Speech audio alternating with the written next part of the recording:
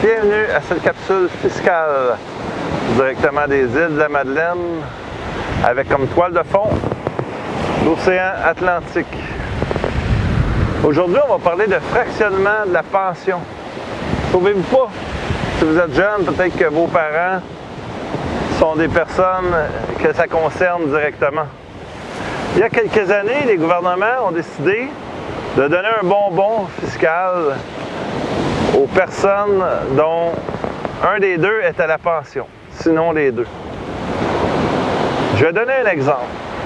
Une dame qui a enseigné toute sa vie a une retraite assez confortable, une pension du gouvernement provincial de 40 000 $, une régie des rentes de Québec de 10 000 $, une pension de sécurité de la vieillesse de 6 000 $. Elle a 57 000 $. Elle s'était coquinée d'un homme qui n'avait pas de pension et qui a seulement sa régie des rentes du Québec pour 8 000 $ et sa pension de vieillesse pour 7 000 $, 15 000 $.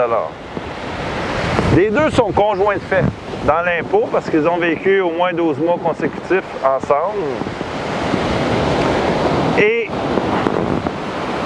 à ce moment-là, quand on fait les impôts, on a le droit de fractionner la pension de madame, c'est-à-dire de prendre son 40 000 $ et on peut transférer jusqu'à 50 % du montant dans les impôts de monsieur. Ce que ça fait, c'est que au lieu d'avoir 57 000 de revenus pour madame, ça va descendre à 37 000 et on va rajouter 20 000 à monsieur, qui avait 15, on rajoute 20, ça fait 35. C'est un fractionnement presque parfait. La madame descend. En fait, même pas besoin de fractionner 50 % du montant. À partir du moment où le revenu imposable de madame descend à 42 000, elle tombe au premier palier d'imposition. Donc, au lieu de payer de l'impôt à 37 % sur la différence entre 57 et 42 000, elle va payer, le monsieur, lui, va payer de l'impôt à 28 % en rajoutant l'argent qui est transféré de madame de son côté. Ça permet d'aller chercher des économies intéressantes, comme dans le cas d'un fractionnement où on réduirait de 57 000, on amènerait le revenu de madame à 42 000, on enlèverait 15 000 d'un côté, on rajouterait 15 000 de l'autre côté. Donc, 15 000 avec une différence de taux d'impôt de 10 %, le fractionnement donne 1 500 $.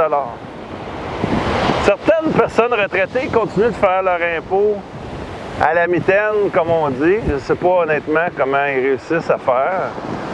Et je sais que plusieurs n'ont aucune idée c'est quoi le fractionnement de la pension. D'autres utilisent des petits logiciels et ça fonctionne plus ou moins bien, ou l'optimisation est mal faite.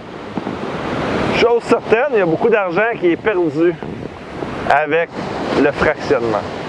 Une situation déplorable en pratique que j'ai vue, souvent les couples reconstitués ou les couples se sont faits sur le tard, ont chacun leur portefeuille, puis c'est mon argent, c'est pas la sienne, puis mélange pas nos impôts, et là on fait une optimisation et on explique, OK, le fractionnement a payé, madame, au fédéral, ça rapporte 1 500 $.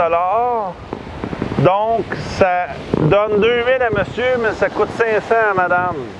Essayez de faire comprendre ça à des personnes retraitées qui n'ont jamais leur portefeuille. Et là, on explique que ça a donné 1 500 $ cette affaire-là. C'est qu'ils devraient peut-être séparer ça à 750, 750. Mais comme ça coûte 500 à un, mais ça rapporte 2 000 à l'autre, on fait le calcul. Les gens deviennent parfois, j'ai vu des gens choqués, enragés, quitter le bureau, même ne jamais revenir, parce qu'ils ne comprennent pas que c'est une optimisation faite pour le couple. Si vos parents sont dans cette situation, ou si vous-même vous êtes dans cette situation, pardonnez les comptables de faire des optimisations. Et si les optimisations n'ont jamais été faites, et le fractionnement de la pension ne fait pas partie de votre historique fiscal, pensez-y. Notez que le fédéral autorise le fractionnement dès le moment où il y a une pension dans le décor, tandis que le provincial, maintenant, l'autorise à partir de 65 ans. Il y a beaucoup d'argent là-dedans. Et l'automne peut être une excellente période pour regarder tout ça et amener ça à un comptable professionnel ou un expert en déclaration de revenus.